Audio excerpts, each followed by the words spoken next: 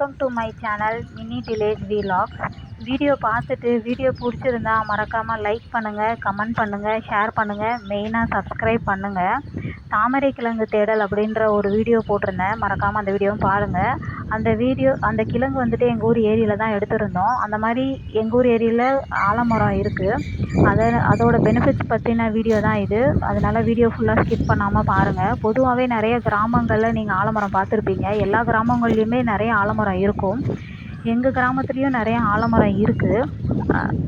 ஆலமரத்தோட இலை, வேர், தண்டு, பட்டை, கனி எல்லாத்துலேயுமே நிறைய மருத்துவ குணங்கள் இருக்குது. அதே மாதிரி ஆலமரத்துக்கு நிறைய பழமொழி இருக்குது. ஆலும் வேலும் பழுக்குருவி அப்படின்னு சொல்லுவாங்க. அப்படின்னா என்னென்னா, ஆலமரத்தோட குச்சிலையும் கருவேல மரத்தோட குச்சிலையும் பல் துவைக்கினால் வந்துட்டு பல்லும் ஈரும் ரொம்ப வலுவாக இருக்கும் அப்படின்றது தான் வந்துட்டு அந்த பழமொழி. அதே மாதிரி ஆள் போல் தலைத்து அப்படின்ற இன்னொரு பழமொழியும் இருக்குது. தலைத்துன்றது எவ்வளோ பெரிய ஆரோக்கியமான வார்த்தை. தலைத்து அப்படின்னா பெருகி அப்படின்னு சொல்லுவாங்க. ஆள் போல் தலைத்து, அதாவது பெருகி வாழணும் அப்படின்றதான் அந்த பழமொழிக்கான அர்த்தம். பொதுவாகவே கிராமங்கள்லாம் ஊர்க்கூட்டங்கள்லாம் வந்துட்டு இந்த ஆலமரத்துக்கு அடியில் தான் நடக்கும். ஏன்னா ஆலமரம் அவ்வளோ பெருகி விரிஞ்சு இருக்கும். அதனால மட்டும் ஊர்க்கூட்டங்கள்லாம் வந்துட்டு ஆலமரத்துக்கு அடியில் நடக்காது. ஆலமரத்துக்கு அடியில் உட்காந்து ஊர்க்கூட்டங்கள்லாம் செய்கிறப்ப மக்கள் பொதுவாக அமைதியாக இருப்பாங்க, ரொம்ப சாந்தமாக இருப்பாங்க அப்படின்னு சொல்லிட்டு ஊர்க்கூட்டங்கள்லாம் வந்துட்டு ஆலமரத்துக்கு அடியில் நடக்குது.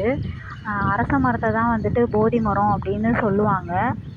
ஆனால் இலங்கையில் அனுராதபுரத்தில் ஒரு ஆலமரம் இருக்குது.